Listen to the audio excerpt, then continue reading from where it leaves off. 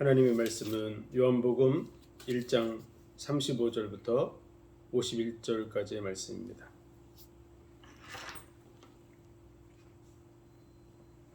교독합니다.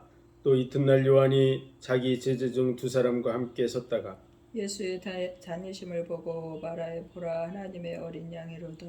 두 제자가 그 말을 듣고 예수를 쫓거늘 예수께서 돌이켜 그 쫓는 것을 보시고 물어가라사대 무엇을 구하느냐 가로되 랍비여 어디 계시오니까 하니 랍비는 번역하면 선생이라. 예수께서 가라사대 와보라. 그러므로 저희가 가서 계신 데를 보고 그날 함께 거하니 때가 제 10시쯤 되었더라.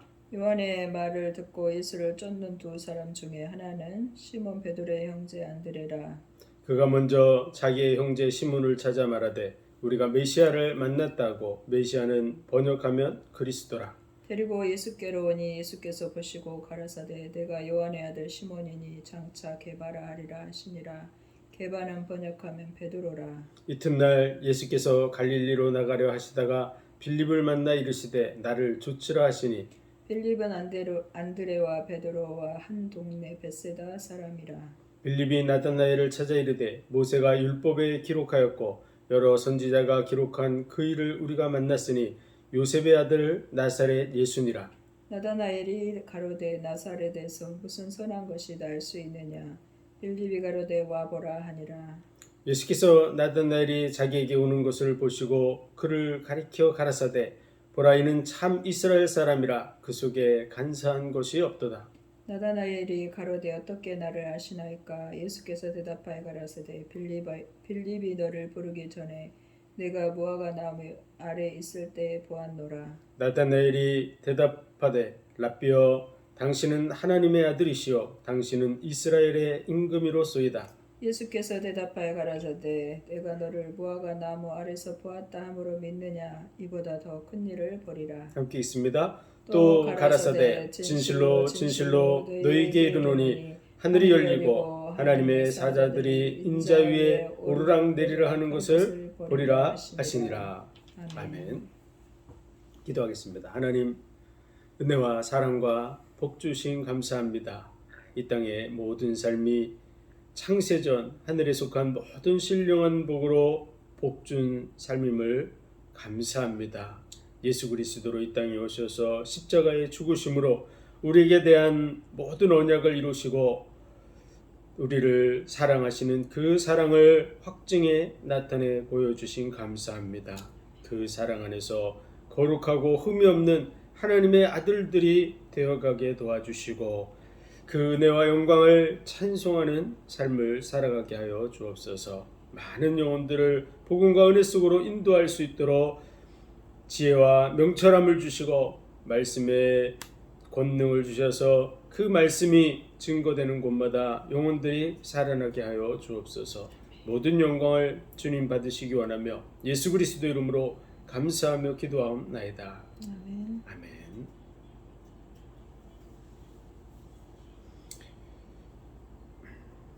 성경 전체는 예수 그리스도가 어떤 분인지 또 하나님이 어떤 분인지 하나님에 대해서 우리에게 알려주고 있습니다. 그래서 예수님은 요한복음 5장에서 너희가 성경에서 영생을 얻는 줄 알고 성경을 상고하거니와 이 성경이 곧 내게 대해서 증거하는 것이라.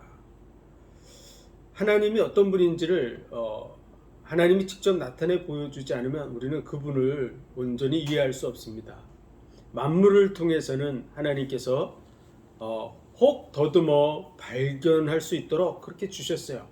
그래서 우리의 양심이 만물을 통해서 하나님이 계시다는 것을 인정할 수 있어요.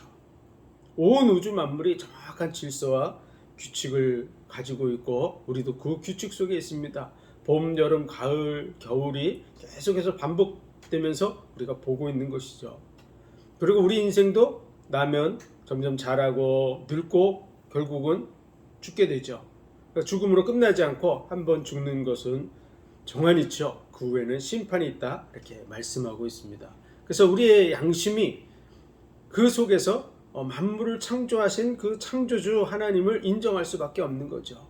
그리고 하나님 앞에 섰을 때 나중에 핑계할 수 없게 됩니다. 왜냐하면 우리 눈으로 보는 모든 부분이 정확한 질서를 이루고 있기 때문에 핑계할 수 없죠.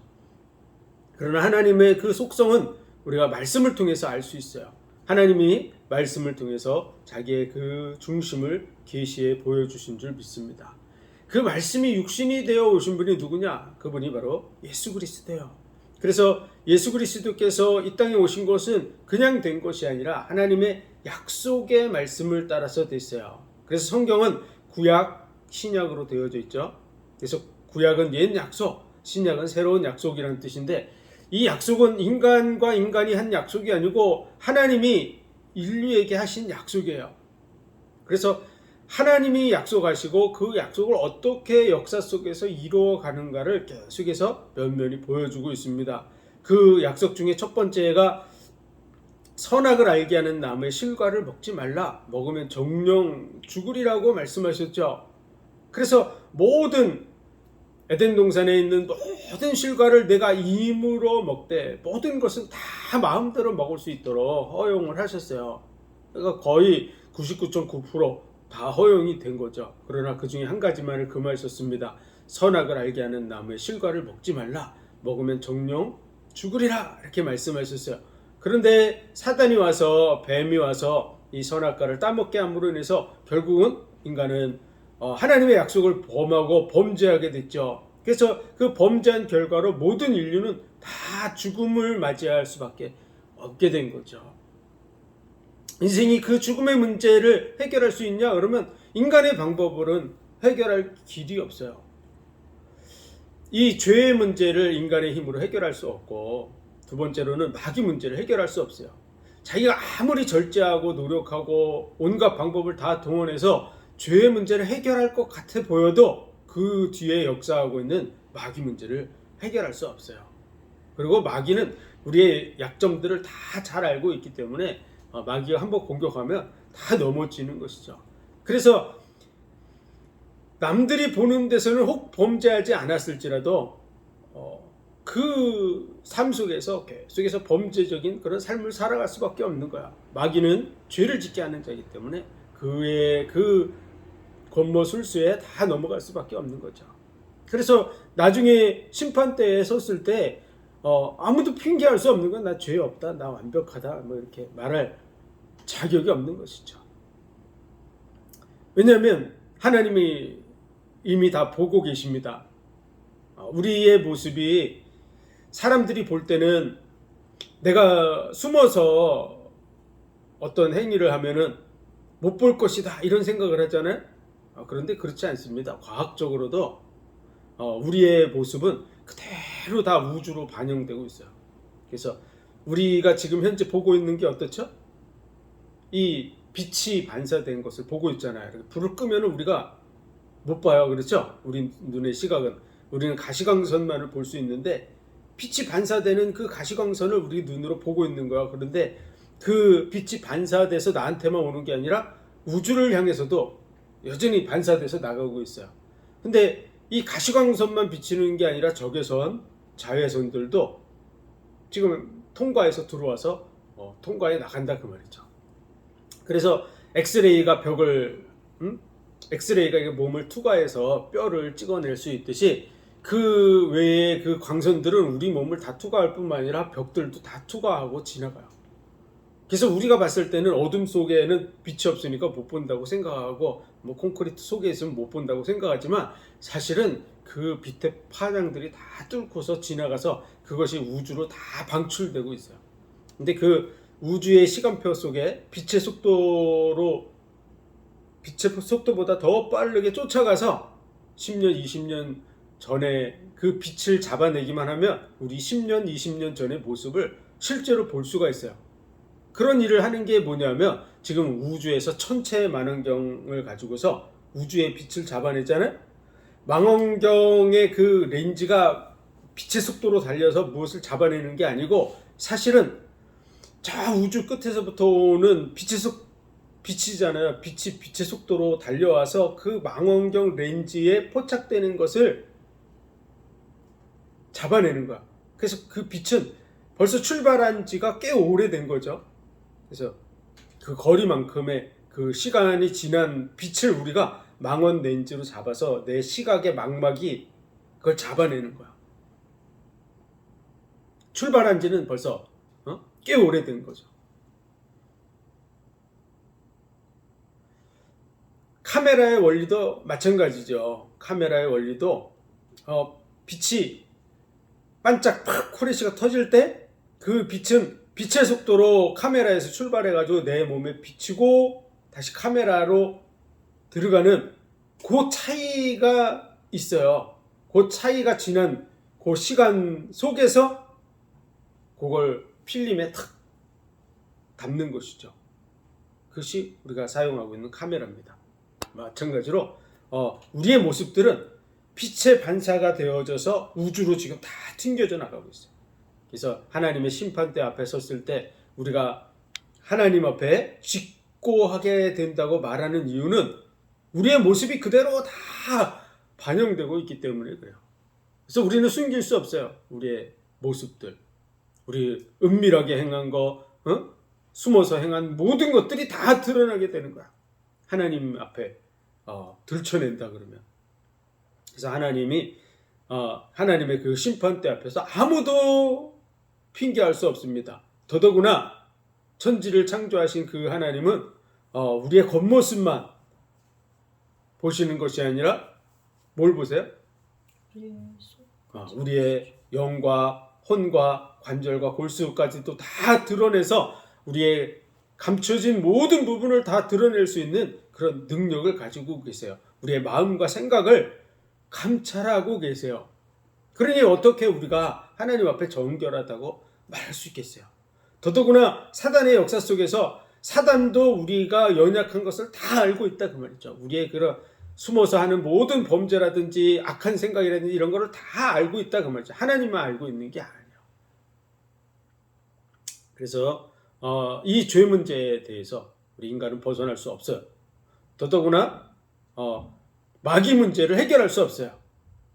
사단의 역사 속에 붙들려 있다 그 말이죠. 사망의 권세를 쥐고 있는 이 악한 자의 역사 속에 붙들려 있어요. 더더구나 하나님의 말씀, 이 언약을 주셨는데 이 언약을 인간이 범했잖아요. 그래서 이 말씀은 그대로 이루어지게 돼 있는 거야. 100%. 그래서 한 번 죽는 것은 정한 이치라고, 그 후에는 심판이 있다고 한 말씀대로 다 한 번 죽게 되고 심판을 받게 되는 것이죠.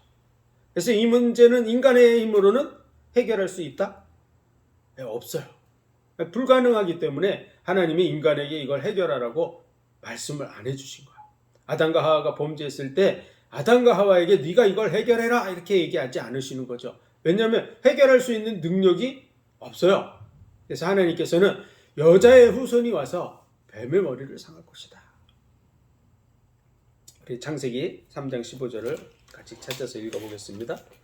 중요한 말씀이니까 꼭 기억을 하고 이 말씀을 살펴봐야 될 줄로 믿습니다. 창세기 3장 15절입니다. 같이 읽습니다. 시작. 내가 너로 여자와 원수가 되게 하고 너의 후손도 여자의 후손과 원수가 되게 하리니 여자의 후손은 내 머리를 상하게 할 것이요 너는 그의 발꿈치를 상하게 할 것이니라 하시고, 내가 너로 여자와 원수가 되게 하고 너의 후손도 여자의 후손과 원수가 되게 하리니 여자의 후손은 내 머리를 상하게 할 것이요 너는 그의 발꿈치를 상하게 할 것이니라. 여자의 후손이 와서 이 문제를 해결한다고 말씀하는 거예요. 이 여자의 후손이 누구냐? 그게 중요하겠죠. 그래서 여자의 후손이 날 것도 말씀하셨고 어떻게 나는지도 얘기하신 거죠. 그래서 이사야 7장 14절을 통해서 보라 처녀가 잉태하여 아들을 낳을 것이요 그 이름을 임마누엘이라 하리라. 우리 이사야 7장 14절을 찾아보겠습니다.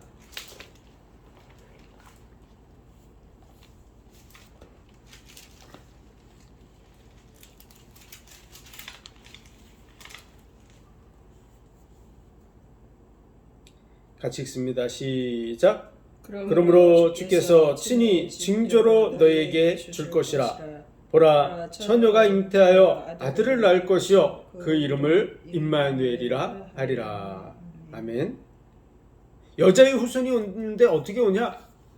그러면 처녀 몸을 통해서 이 땅에 오신다는 거야. 그것은 인간의 방법으로는 불가능한 방법이죠.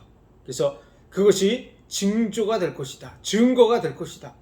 처녀 혼자서는 아기를 낳을 수가 없어요. 근데 그 처녀가 아기를 낳는 것이 우리에게 증거가 되는 거예요. 징조가. 그래서 그 증거가 바로 하나님이 우리와 함께 계시다는 증거다. 이렇게 말씀하고 있는 것이 이사야 7장 14절이죠. 이 말씀대로 예수 그리스도께서 이 땅에 나신 줄 믿습니다. 마태복음 1장 찾아보겠습니다. 23절.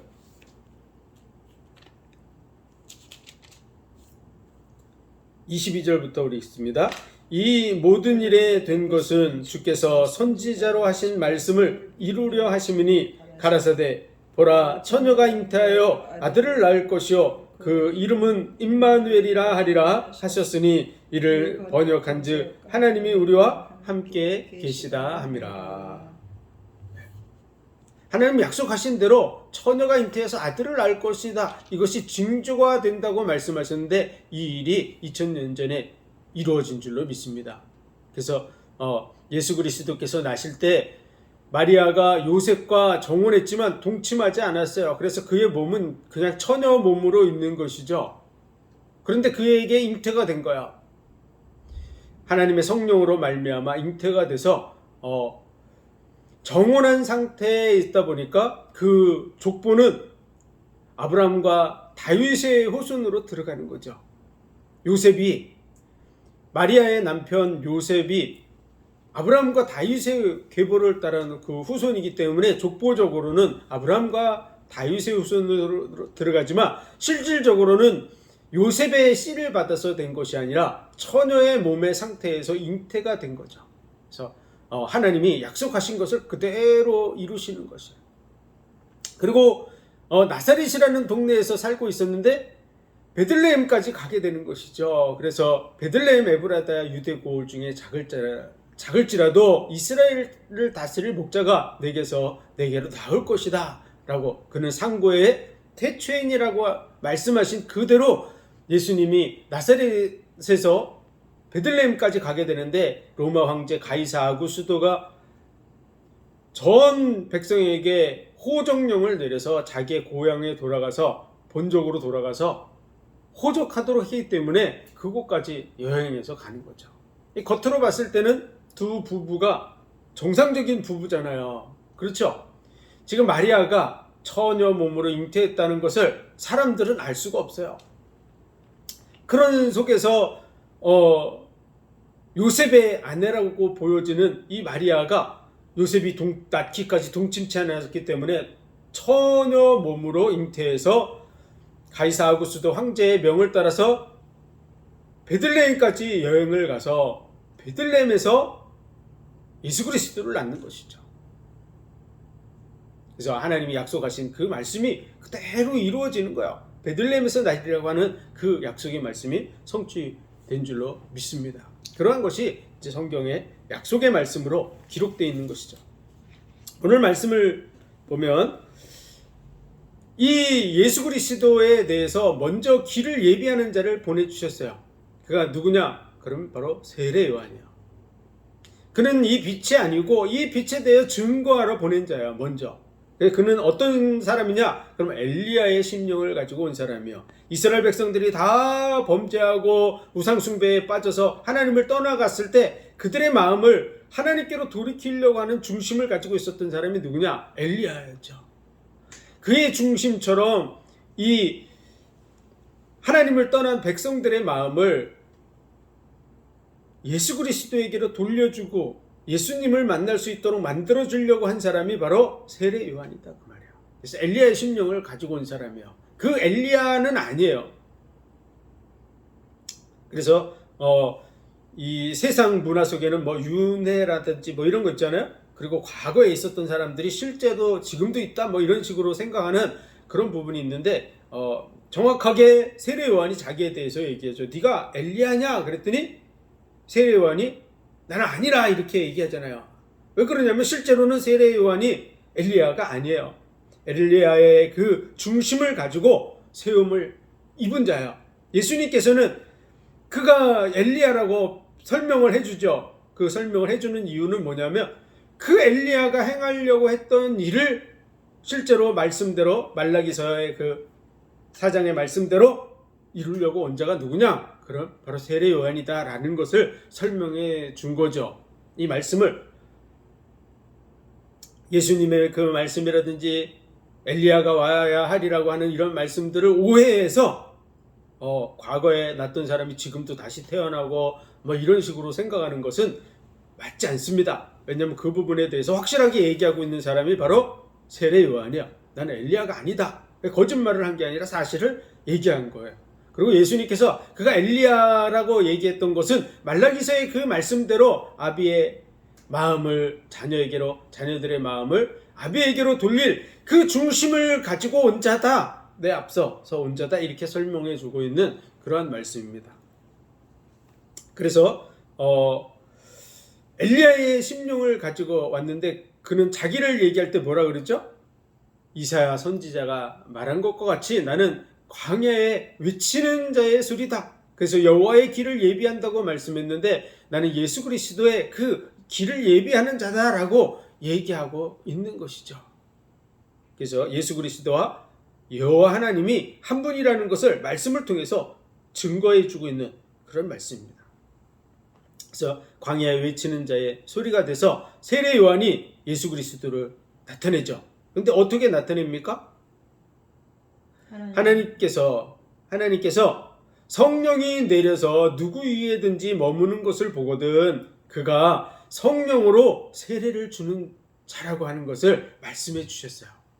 그래서 세례 요한이 세례를 주고 있는데 예수님께서 오신 것이죠. 그래서 예수님에게 세례를 주고 나니까 무리에 올라왔을 때 성령이 그 위에 머무르고 하나님께서 이는 내 사랑하는 자여 내 기뻐하는 자라고 말씀하시는 것이죠. 그래서 하나님이 계시고 성령이 계시고 예수 그리스도께서 이렇게 계신 삼위일체 하나님께서 한 모습으로 그렇게 나타나는 모습이 드러나 있는 것이죠. 그래서 성부, 성자, 성령은 한 분이다. 한 분이신데 그 존재하는 모습은 우리가 이해할 수 없는 신비에 속해 있다. 신비라는 것은 사실은 우리의 그 수준을 초월한 속에 있는 것이죠. 전능하신 하나님의 그 능력 속에서 나타나고 있는 모습인 줄로 믿습니다. 그래서 세례 요한은 예수 그리스도를 나타내는 메시아를 나타내는 일을 하는 거야. 그리고 세례를 주고 그래서 예수 그리스도의 공생애를 시작하게 하고 있고 대제사장 가문으로서 예수님에게 안수해서 하나님의 속죄의 어린 양으로서의 그런 역할을 할 수 있게 하는 자가 누구냐? 바로 세례 요한이야. 그래서 그는 구약의 마지막 선지자라고 할 수 있어요. 율법을 따라서 구약에 보면 대제사장들이 양에게 안수를 해서 제사를 지내잖아요. 그래서 예수 그리스도 때까지 그거 예표로 진행되고 있는 거야. 예표로. 그래서 대제사장들이 그 일을 하는 것이죠. 그리고 그 실질적인 분이 누구예요? 바로 예수 그리스도예요. 예수 그리스도. 그래서 예수 그리스도의 그 안수를 하고 속죄의 어린 양으로서 예수님이 십자가에 달려 죽음으로써 구약에 지내던 그 제사장들이 제사 지내는 모든 부분이 끝났어요? 안 끝났어요? 네, 끝났어요. 더 이상 죄를 위해서 제사 드릴 필요가 있습니까? 없습니까? 없습니다. 왜냐하면 그것은 예표였기 때문에 그래요. 그리고 그 일을 최종적으로 이루어서 속죄의 어린 양으로서 하나님의 약속의 말씀을 성취한 분이 바로 예수 그리스도고 그때 대제사장 역할을 했던 사람이 누구냐? 그럼 바로 세례 요한이다 그 말이에요. 그래서 그가 마지막 대제사장의 역할을 감당했기 때문에 그는 구약의 종으로서의 사역을 마지막으로 감당한 거예요. 그렇기 때문에 하나님의 천국에서는 그가 지극히 작은 자라고 말하는 거죠. 여자가 낳은 자 중에 가장 큰 자, 그 말은 대제사장의 역할로서 예수 그리스도의 머리에 안수한 사람이 바로 세례 요한이죠. 그래서 그는 큰 자의 역할을 했어요.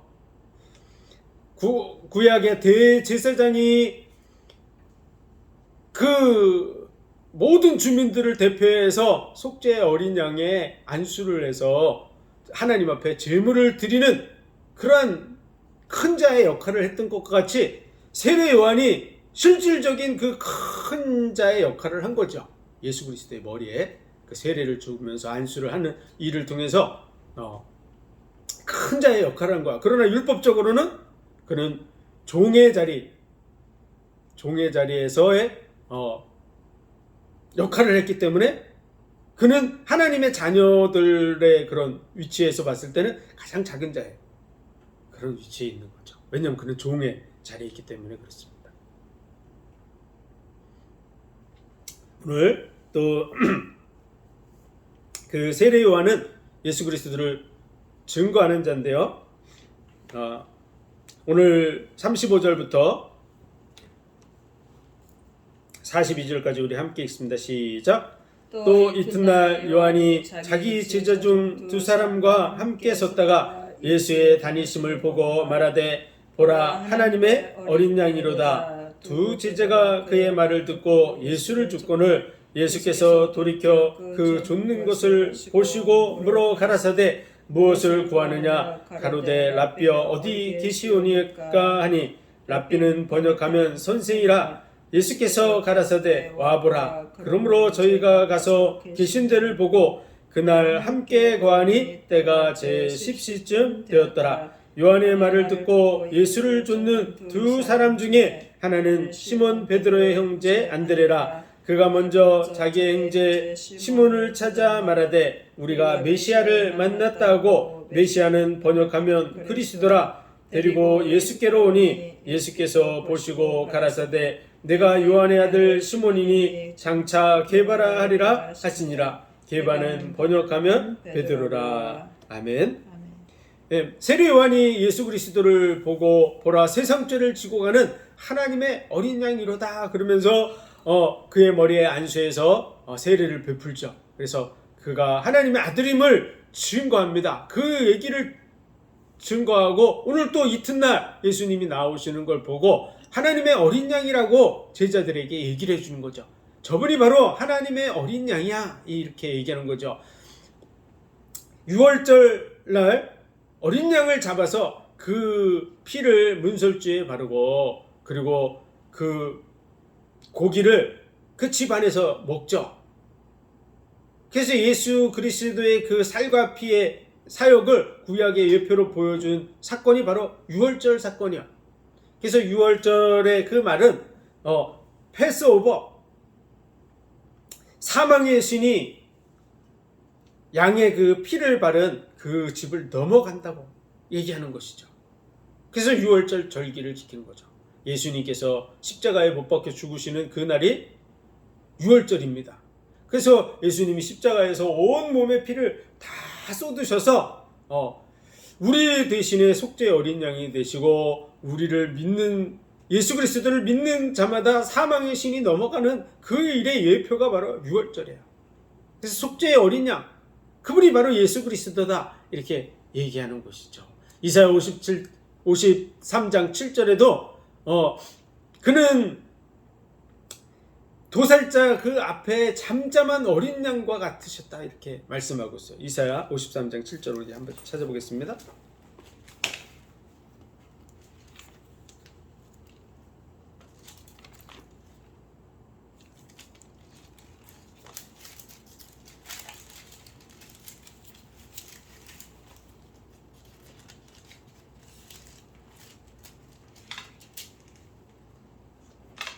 같이 읽습니다. 시작. 그가 곤욕을 당하여 괴로울 때에 그 입을 열지 아니하였으며 마치 도수장으로 끌려가는 어린 양과 털 깎는 자 앞에 잠잠한 양같이 그 입을 열지 아니하였도다. 그는 누굽니까?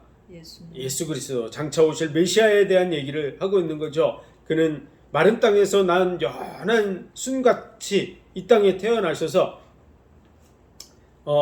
멸시를 받고 간고를 많이 겪었고 또 우리가 그를 귀히 여기지 않았지만 우리의 질고를 지고 우리의 슬픔을 당하고 그리고 우리의 죄를 짊어지시고 십자가에 못 박혀 죽을 것에 대해서 말씀해 주고 있는 말씀이 바로 이사야 53장의 말씀이에요. 이 53장의 말씀 속에서 그는 도수장으로 끌려가는 그러한 양과 같이 잠잠했다고, 어린 양과 같다고 이렇게 표현하고 있습니다. 그래서 세상 죄를 지고 가는 하나님의 어린 양이라고 세례 요한이 증거하는 것이죠. 그 얘기를 들었던 그 베드로의 형 안드레가 예수 그리스도에게로 가는 모습이 나타나 있습니다. 그래서 이 세례 요한의 제자 두 사람은 어떤 사람이냐? 그러면 메시아를 기다리고 있었던 사람. 그래서 세례 요한을 쫓아가는 이유도 혹시 메시아에 대한 그런 기대감이 있었던 것이죠. 그리고 메시아의 얘기를 듣자 세례 요한에게 머물러 있지 않고 예수님을 쫓아가는 장면이 오늘 말씀에 나타나 있습니다. 그래서 이튿날 요한이 자기 제자 중 두 사람과 함께 섰다가 예수의 다니심을 보고 말하되 보라 하나님의 어린 양이로다. 이러니까 두 제자가 그 말을 듣고 예수를 쫓고는 당연히 예수께로 가야 되겠죠. 예수님이 그 세례 요한은 예수님은 흥해야 되고 나는 쇠해야 된다. 자기가 선지자고 제자들을 많이 키우고 뭐 이런 일을 할 그런 의미가 없어요. 세례 요한은 정말 예수 그리스도를 드러내고 많은 사람들이 예수께로 나아가도록 만들어주는 역할을 해야 되는 것이죠. 그래서 그 말씀대로 제자들이 예수께로 가는 것은 당연한 것입니다. 그래서 예수께서 돌이켜 그 좇는 것을 보시고 물어가라사대 무엇을 구하느냐 했더니 어디 계시오니까 라삐어 어디 계시오니까 네 예수님을 쫓아가겠습니다 이 얘기를 하는 것이죠. 그래서 예수님이 와보라 이렇게 말씀하십니다. 그래서 그때부터 이 세례 요한의 제자들이 예수님을 쫓는 그런 말씀이 되어 있고요. 그 중에 한 제자가 바로 안드레야. 그래서 안드레가 예수님을 만나고 세례 요한의 그 증거를 통해서 예수님을 만나는 것이죠. 이분이 바로 메시아다. 세상 죄를 지고 가는 하나님의 어린 양이다. 이 얘기를 듣고 세례 요한의 전도를 받은 거죠. 내용적으로 하면. 그리고 안드레가 메시아, 이분이 정말 메시아구나 라고 생각하고 이제 자기 동생 베드로를 쫓아가서 베드로에게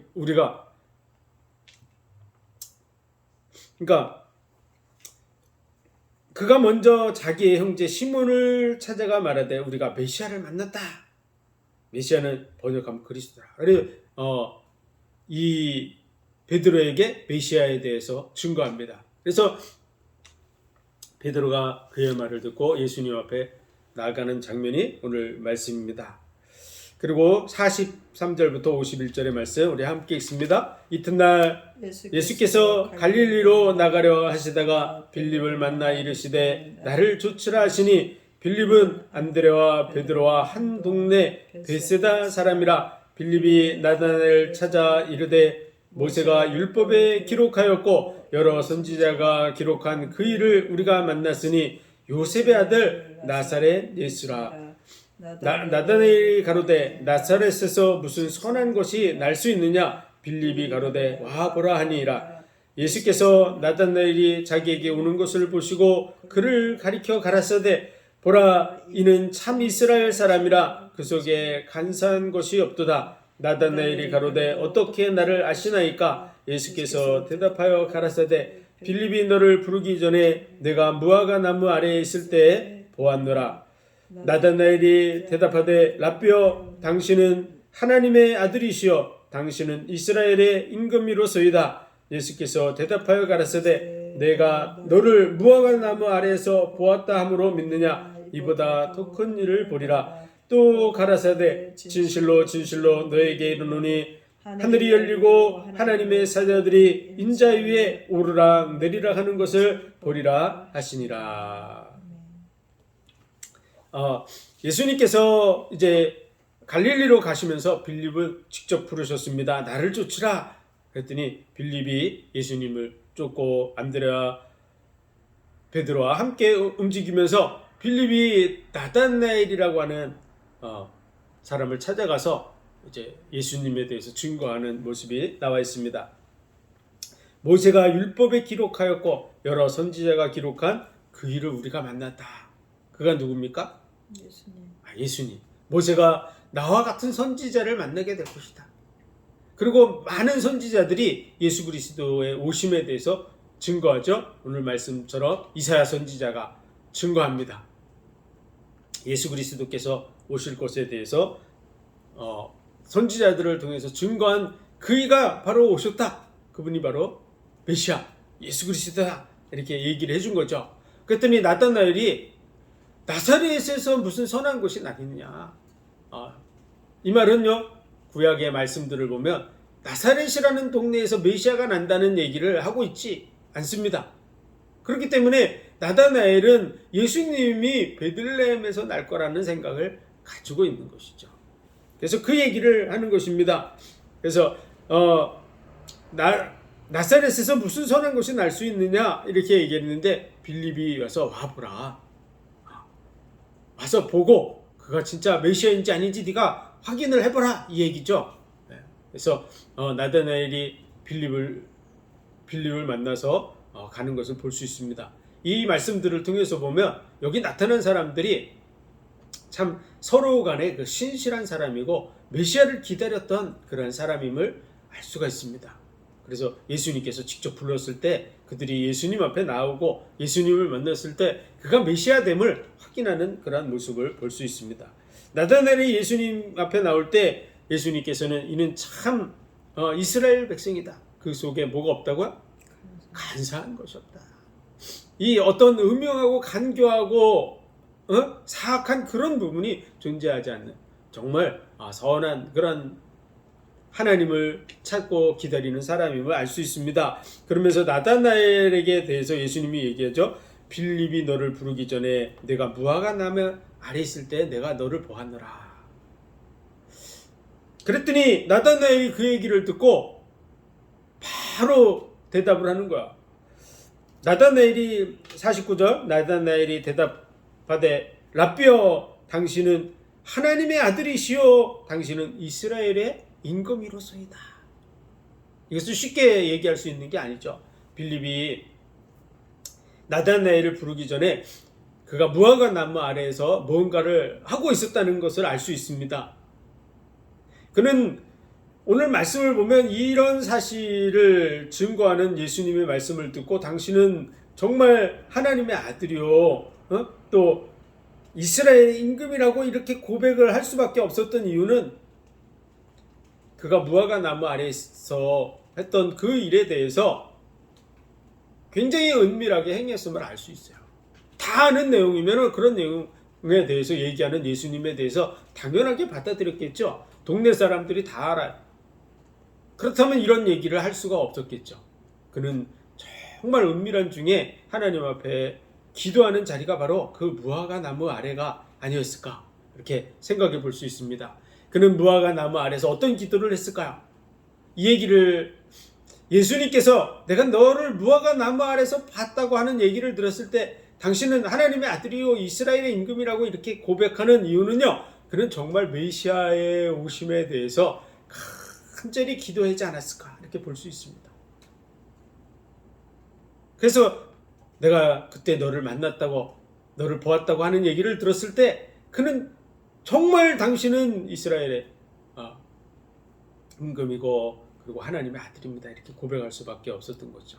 그래서 정말 은밀한 중에 기도했던 사람 하나님을 메시아를 기다리고 하나님을 정말 믿음으로 바라보고 있던 신실한 사람이 누구냐? 그럼 나다나엘이다. 이렇게 할 수 있는 것을 유추해 볼 수 있습니다. 예수께서 50절에 보면 내가 너를 무화과 나무 아래서 보았다 함으로 믿느냐? 이보다 더 큰 일을 보리라. 또 가라사대 진실로 진실로 너에게 이르노니 하늘이 열리고 하나님의 사자들이 인자 위에 오르락 내리락 하는 것을 보리라 하시니라. 예수 그리스도께서 참 메시아됨을 확인하고 보게 되는 그런 역사들이 이루어질 거라고 이렇게 말하는 것이죠. 예수 그리스도의 이 땅에 오심에 대해서 예수님은 자기가 메시아됨에 대해서 그것을 한마디라도 부정한 적이 없어요. 그리고 예수 그리스도께서 자신이 메시아됨에 대해서 증거해 주지 않으면 사실은 이스라엘 백성들은 제대로 알 수가 없게 돼요. 당시 예수님을 만나러 찾아온 이 많은 제자들이 있었지만 사실은 100% 예수님이 메시아다라고 확신하고 이렇게 따라 움직이는 사람들은 거의 없었어요. 지금 이 순간 속에서 누가 예수님을 확실하게 아냐? 그러면 세례요한이 확실하게 아는 것이죠. 그리고 예수 그리스도만이 자기 자신에 대해서 확실하게 알고 계시죠. 그래서 예수님은 공생애 동안에 계속해서 내가 바로 성경이 약속한 그 메시아다. 이사야서의 말씀을 읽고서 오늘날 이 말씀이 너희에게 응하였도다. 그래서 소경이 눈을 뜨고 절름발이가 걷게 되고 하는 이 일이 예수 그리스도로 말미암아 성취되는 그런 말씀을 하시는 거야. 내가 바로 그다 이렇게 얘기를 하는 그 아이 메시지. 내가 바로 메시아다. 나로 말미암지 않고는 하나님께로 나갈 자가 없다. 나에게로 오라고 이렇게 말씀하시는 메시지를 계속해서 하시는 것이 사복음서의 내용이라고 할 수 있습니다. 그리고 예수 그리스도께서 십자가에 못 박혀 죽으시고 부활하시고 승천하신 후에 제자들이 증거하는 말씀이 이제 서신서들이죠. 그렇죠? 그 서신서의 내용의 핵심은 바로 우리가 만났던 그 예수 그리스도, 십자가에 못 박혀 죽으셨던 그 예수 그리스도, 죽음을 이기고 부활하신 그 예수 그리스도, 그분이 바로 인류에게 하나님이 약속한 그 메시아다. 그를 통해서 구원이 우리에게 이루어졌다라고 하는 얘기를 증거하고 다니는 것이 바로 사복음서의 그 핵심적인 서신서들의 그 핵심적인 내용이라고 하는 것을 알 수가 있습니다. 그래서 성경을 읽을 때 사복음서의 내용은 예수님, 물론 세례 요한이 증거하고 제자들이 증거하는 장면도 있지만 주 메시지의 내용은 예수님이 자기 자신을 증거하는 것이에요. 그래서 너희가 찾으라, 찾을 것이요, 두드리는 이에게 열릴 것이요, 구하는 이가 얻을 것이라고 이렇게 말씀하시는 그런 내용의 핵심에도 이 세상에 어떤 것을 구하라는 내용이 아니에요. 왜냐하면 이 세상 것은 다 헛되게 끝나잖아요. 그렇죠? 우리가 이 세상에서 뭔가 누리는 것 같지만 사실은 다 헛되게 끝나는 거야. 이런 헛된 것을 구하라고 예수님이 얘기하는 게 아니에요. 너희가 정말로 찾고 구하고 두드리면 성령을 통해서 하나님이 약속하신 것을 준다고 하는 거야. 그게 뭘까요? 자식이 좋은 것을 달라고 하면 그 부모가 그 좋은 것을 준 것 같이 하나님께서도 성령을 우리에게 주신다고 얘기했잖아요. 그렇죠? 예수 그리스도를 영접하게 되는 그런 역사가 일어나는 거예요. 그래서 예수님의 말씀의 핵심은 예수 그리스도를 만나는 곳에 가 있는 거예요. 내가 바로 메시아다. 좁은 문으로 들어가기를 힘쓰라. 이렇게 얘기하잖아요. 그렇죠? 세상 사람들은 넓은 길로 가는데 좁은 길로 들어가기를 힘쓰라. 그런 메시지 속에서 그 좁은 길은 어딜까요?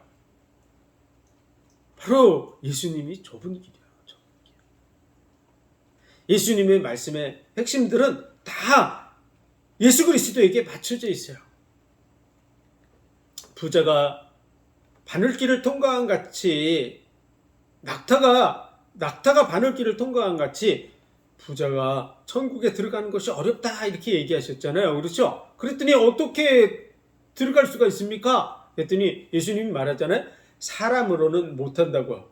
그렇죠? 사람으로는 할 수 없을 때. 부자가 천국에 들어가는 것, 사람이 낙타가 바늘길을 통과한 만큼이나 불가능하다는 거야. 낙타가 바늘길을 통과할 수 있을까요? 불가능해요. 예수님 말한 건 불가능하다는 거야. 제자들도 그 얘기를 듣고 바로 알아들은 거죠. 그럼 누가 들어가겠습니까? 이렇게. 그렇죠? 그랬더니 사람은 못하지만 하나님은 할 수 있느니라. 하나님은 하시겠죠? 예. 그 하나님은 할 수 있다. 그것이 어떤 일일까요? 우리가 천국에 가는 것은 하나님의 방법으로 들어가는 거예요. 하나님의 방법이 주어졌습니다. 그게 뭘까요? 예수 그리스도를 믿는 것이죠. 그래서 부자에게 예수님이 그 얘기를 했을까요? 안 했을까요? 하셨어요. 예수님이 그 부자가 와서 내가 어떻게 영생을 얻겠습니까? 이렇게 물어보니까 내 가진 것을 다 팔아서 가난한 자들에게 주고 너는 나를 쫓으라 이렇게 얘기를 하신 것이죠. 그런데 가난한 자들에게 가진 재산을 다 나눠주는 것이 큰 게 아니에요. 그걸 한다고 해서 천국에 갈 수 있습니까? 천국에 못 가요. 내가 가진 것을 다 나눠줘도 천국에 갈 수 없습니다. 어떤 사람들은 평생 자기가 평생 버는 것을 다 나눠주고 죽는 사람도 있어요. 하나도 안 남기고 다 이렇게 사회에 환원해서 나눠주는 사람들이 있어요. 그래도 천국 갈 수 있을까요? 없을까요? 그 방법으로는 천국 못 가요. 천국은 어떻게 갈 수 있습니까? 예수를 믿음으로. 예수를 믿음으로 갈 수 있습니다. 내가 곧 길이요 진리요 생명이니 나로 말미암지 않고는 아버지께로 올 자가 없느니라. 예수님이 아니면 천국에 들어갈 수 없어요. 이 세상 재물로는 천국에 못 갑니다. 이 세상이 그 어떤 방법으로도 하나님께 갈 수 없어요. 그래서 예수님은 핵심적인 얘기를 해준 거예요. 근데 그 핵심적인 얘기가 아주 간단하게 지나가다 보니까 그게 작게 보여서 그래요. 작게 보여서. 근데 사실은 그게 전부예요. 전부. 가난한 자들에게 다 나눠주고 너는 나를 쫓으라는 말씀이 전부예요. 그것이 바로 하나님의 방법이에요. 하나님의 방법. 사람으로는 할 수 없으되 하나님의 방법으로 할 수 있다. 그 하나님의 방법이 바로 예수님을 통해서 이루어지는 줄 믿습니다. 그래서 제자들이 그 말씀을 듣는 것이죠.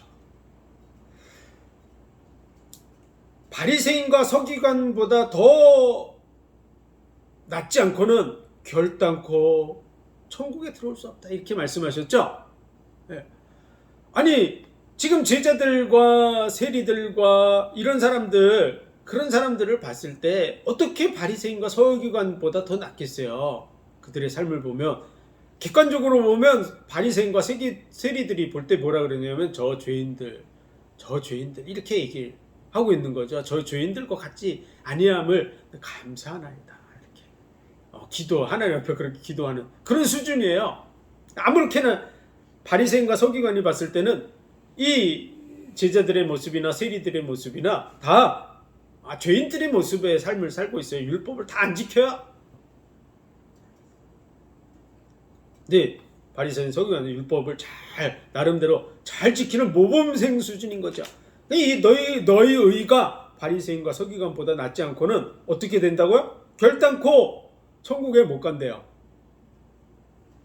그러면 인간의 방법으로 바리새인과 서기관보다 더 나은 삶을 살 수 있을까요? 없어요. 우리는 바리새인과 서기관보다 더 나은 삶을 살고 있을까요? 율법을 그만큼 철저하게 지키고 있을까요? 네, 안 그렇습니다. 우린 대한민국 사람들, 이방인들은 돼지고기 같은 거 먹잖아요. 그렇죠? 비늘 없는 거 먹습니까? 안 먹습니까? 장어, 구이니 이런 거 먹잖아요. 응? 어떤 율법적인 기준으로 하면 우리는 구원 못 받아요. 그런데 바리새인과 서기관보다 더 나은 의를 말씀하시는 예수님은 자신이 십자가에 못 박혀 죽음으로 말미암아 하나님의 의를 완벽하게 성취하시고 완벽하게 성취한 그 의가 바리새인 서기관의 의보다 나을까요? 안 나을까요? 더 낫습니다. 완벽하게 예수님이 그 의를 성취하셨습니다. 그리고 믿는 자들에게 그 의를 입혀주신 줄 믿습니다. 그게 칭의의 옷이에요. 칭의의 옷. 그래서 예수 그리스도의 의를 덧입은 자들만이 천국에 갈 수 있습니다. 몇 가지 이렇게 예를 들었지만 예수님의 그 메시지의 핵심은 항상 자신을 통해서 이루어질 구원의 그 의를 그 부분을 염두에 두시고 말씀하시는 거야. 내가 바로 메시아다. 나를 통해서 너희가 천국에 가게 될 것이다. 내가 바로 좁은 문이다. 내가 바로 하나님의 방법이다. 이렇게 얘기해 주는 거죠. 인자가 높이 들려야 너희가 거듭나게 될 것이다. 이런 얘기를 하고 있는 것이죠. 그래서 사복음서를 우리가 이 말씀을 읽을 때 예수님의 메시지의 핵심이 예수 그리스도에게 가 있다고 하는 것을 보고 우리가 이 말씀을 읽으면 성경이 잘 이해됩니다. 열처녀의 비유도 오해가 많거든요. 근데 열처녀의 비유 속에서도 그런 말씀 속에서 예수님이 준비하고 기다리라. 여기에 메시지가 핵심이 맞춰져 있어요. 예수님 기다리라고. 깨어 있으라고 하는데 말씀의 메시지가 맺혀져 있습니다.